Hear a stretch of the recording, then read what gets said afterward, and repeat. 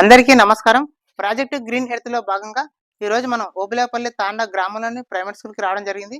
వచ్చి విద్యార్థులకి ప్రకృతి పట్ల కలిగే ఉపయోగాలు, అలాగే మనం ప్రకృతిని నిర్లక్ష్యం చేస్తే ఎలాంటి నష్టాలు ఎదుర్కోవాల్సి వస్తుందనేది వివరించడం జరిగింది.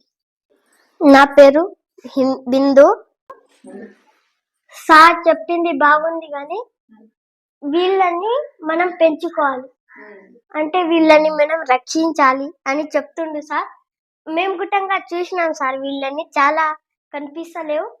మేము గుట్టంగా వీళ్ళని మీరు చెప్పినట్లు కాపాడుకుంటాం సార్. ఇంకా సార్ చెప్పిండు దీన్ని ఇది చేస్తే ఇలా పెరుగుతుందని.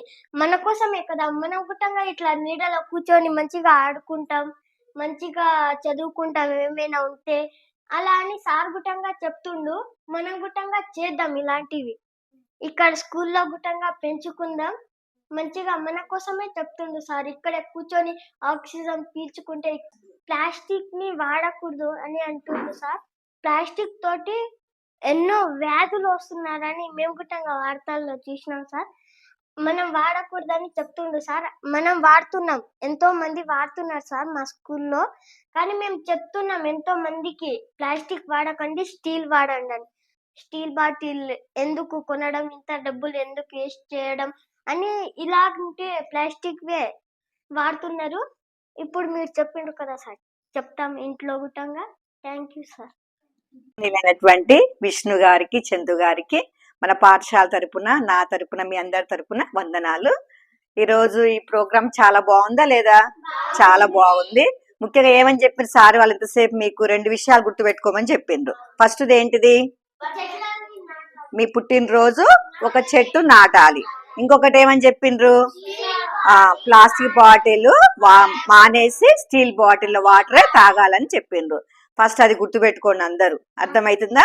మీ అమ్మ వాళ్ళకి ఏమని చెప్పిండ్రు? దీని గురించి ఏం చెప్పిండ్రు?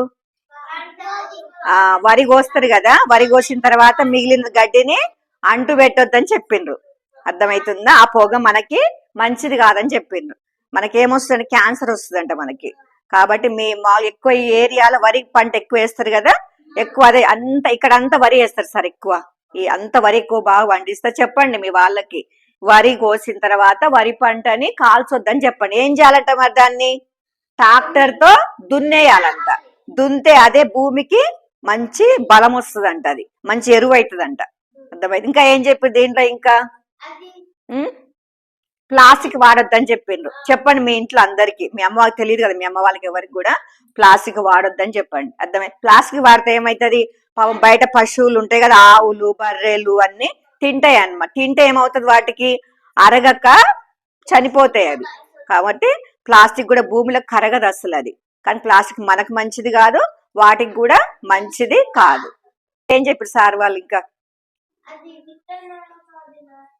విత్తనాలు, మామూలు విత్తనాలు ఏం చేయాలంటే, మనం విత్తనాలు తయారు చేసుకొని పొలాల్లో చల్లుకోవచ్చు అండి. గట్లెంబడి చల్లితే ఏమవుతుంది? చెట్లు మొలుస్తాయి. చెట్లు దేనికి? మనకు ఆక్సిజన్ కోసం చెట్లు మనం పెంచుకోవాలి. అర్థమవుతుందా? మీకు చాలా ఉన్నాయి కాబట్టి గట్లెంబడి నా విత్తనాలు చల్లండి, పెద్ద పెద్ద చెట్లు అవుతాయి. చెట్లు పక్షులకి మంచిదే, మనకి మంచిది. అర్థమవుతుందా? ఇంకా ఏం చెప్పారు సార్ వాళ్ళు? ఇంకా ఇది ఏంటిది? ఇదేంటిది? చెట్లు పెంచితేనేమో పచ్చగా ఉంటాయి, చెట్లు లేకపోతే భూమి అంతా ఇట్లా ఎండిపోయినట్టు ఇట్లా ఉండిపోతుంది అనమాట. ఇక్కడ ఏం చేస్తుంది బాబు? ఇక్కడ చెట్లు నాటుతున్నాడు. ఇదేంటిది? ఇది ఆక్సిజన్. అంటే మనం ఏం చేయాలంటే, భవిష్యత్తులో మనము ఆక్సిజన్ ఇట్లా సిలిండర్ పెట్టుకోకుండా చెట్లు నాటడం ద్వారా దాని ద్వారా మన గాలి పీల్చుకోవచ్చు. అంటే చెట్లు, ప్రతి ఒక్కరు కూడా చెట్లు నాటాలి. గుర్తుపెట్టుకోండి. అందరు చెప్పండి, మీ ఇంట్లో వాళ్ళు చెప్పండి. ఇట్లా సార్ వాళ్ళు మా స్కూల్కి వచ్చిండ్రు, చాలా బాగా చెప్పిన ఇట్లాంటి విషయాలని చెప్పండి. అర్థమవుతుందా? సరే sir, thank you sir. Thank you. విత్తనం ఉంటది, పొలాల దగ్గర నాటుకోవాలి అందరు. మీ నాన్న వాళ్ళకి ఇవ్వండి, బయటికి వెళ్ళండి.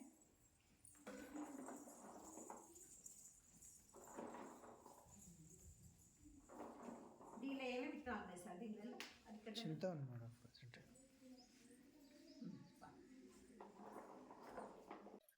మీకు ఇచ్చాను విత్తన బంతులు, మీరు ఇంటి దగ్గర ఇట్లా ఇంటి దగ్గర ప్లేస్ ఉంటే ఇంటి దగ్గర, పొలం దగ్గర ప్లేస్ ఉంటే పొలం దగ్గర ఇలా చిన్న గుంత తీసి ఈ విధంగా విత్తనం అంతా ఇలా వేసి వీటిని ఇలా కప్పేయండి.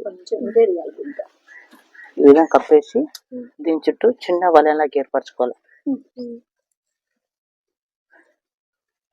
ఇలా వలయంలాగా ఏర్పరచుకొని రోజు వాటర్ పోస్తే ఏమైందంటే 7 నుంచి 10 రోజుల మధ్య చిన్న చిన్న మొలకలు వస్తాయి. ఇలా మొలకలు వచ్చి చిన్న మొక్కగా ఎదుగుతుంది. మొక్క నుంచి వృక్షంగా ఎదిగే క్రమంలో సంవత్సరానికి 10 మంది చొప్పున, అలాగే వాటి జీవిత కాలంలో 500 మందికి మంచి ఆక్సిజన్ లభిస్తుంది. ఓకేనా? మీరు నేను ఇచ్చిన విత్తనం మొత్తం జాగ్రత్త నాటి అవి పెంచాలి. అలాగే మీరు ప్రతి పుట్టినరోజుకి ఒక మొక్క నాటాలి. నాటుతారు కదా?